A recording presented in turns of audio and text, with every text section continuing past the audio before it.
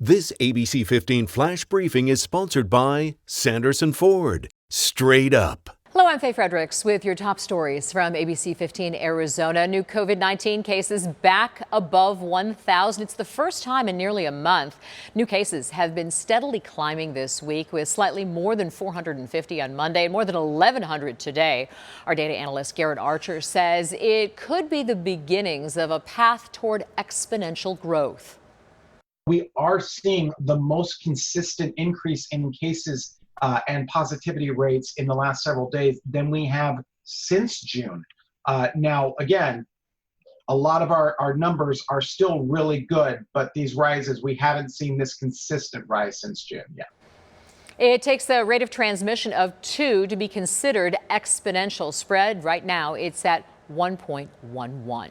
Among those recovering, Arizona Representative Lorenzo Sierra. It's been quite the battle for the West Valley State Representative.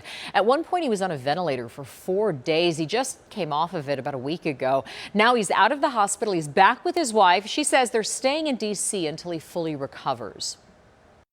We FaceTimed just before he was put on a ventilator, and he said, "I'm going to fight like hell and get back to you." And I told him I was going to hold him to his promise and that he was going to come out of this on the other side.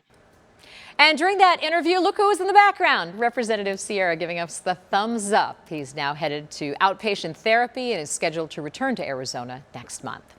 Time's running out to register to vote. Deadline is tonight at midnight. The Maricopa County Recorder's Office reports at least 5,000 people have registered today. Overall, 14,000 new voters have registered since the initial deadline of October 6th. If you haven't yet, here's what you need to know. You can register up until 11:59 tonight. The best way to do it is online. Head to arizona.vote, the link right there in the red. That's also where you can check to make sure you are registered. You can also drop off a registration form in person at a drop box outside your county election center. You cannot mail in registration forms. It's too late to do that. Even if they are postmarked with today's date, it won't count and you won't be able to vote in the upcoming election.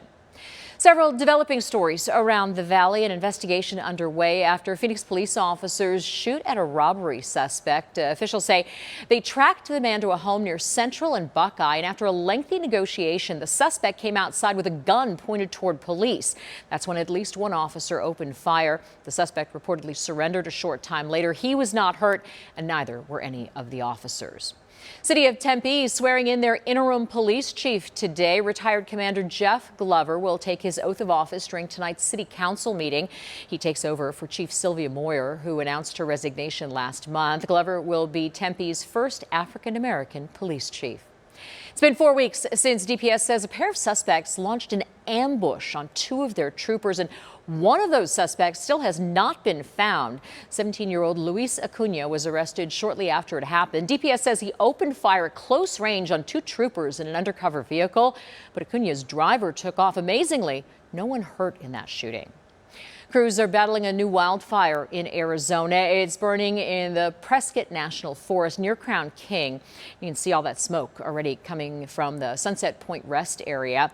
Fire officials say it's already burned a couple hundred acres and is expected to grow given how dry the area is.